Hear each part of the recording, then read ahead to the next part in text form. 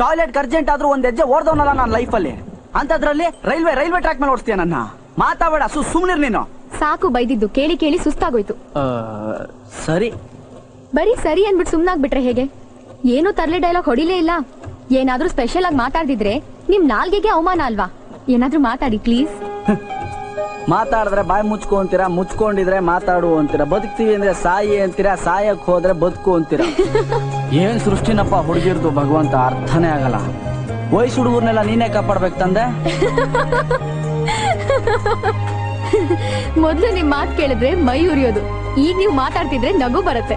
ಓ ಯಾಕೋ ಕಾರ್ಟೂನ್ ಕೆಟ್ಟೋದ್ನೇನ್ರಿ ನಾನು? ನೋಡೋಕೆ ತರ್ಲೆ ನೀವು, ಆದ್ರೆ ತುಂಬಾ ಎಮೋಷನಲ್ ಅಂತ ಗೊತ್ತಾಯ್ತು. ಆಫ್ಟರ್ ಆಲ್ ಈ ಮೊಲಕ್ಕೋಸ್ಕರ ನೀವು ಪ್ರಾಣ ಕೊಡಕ್ಕೂ ರೆಡಿ ಇದ್ದೀರಾ ಅಂದ್ರೆ ನೀವು ನಿಜಕ್ಕೂ ಗ್ರೇಟೆ. ನಾನ್ ನಿಮ್ಮನ್ನ ತುಂಬಾ ಅಂಡರ್ ಎಸ್ಟಿಮೇಟ್ ಮಾಡಿದೆ, ಸಾರಿ. ನೀವು ಯಾವಾಗ ಸಾರಿ ಕೇಳ್ತಿರೋ, ಯಾವಾಗ ಶಬಾಷ್ ಅಂತಿರೋ, ಯಾವಾಗ ನಗ್ತಿರೋ, ಯಾವಾಗ ಕೋಪ ಮಾಡ್ಕೋತಿರೋ ಆ ದೇವ್ರಿಗೂ ಅರ್ಥ ಆಗಲ್ಲ ಅನ್ಸುತ್ ಕಣ್ರಿ.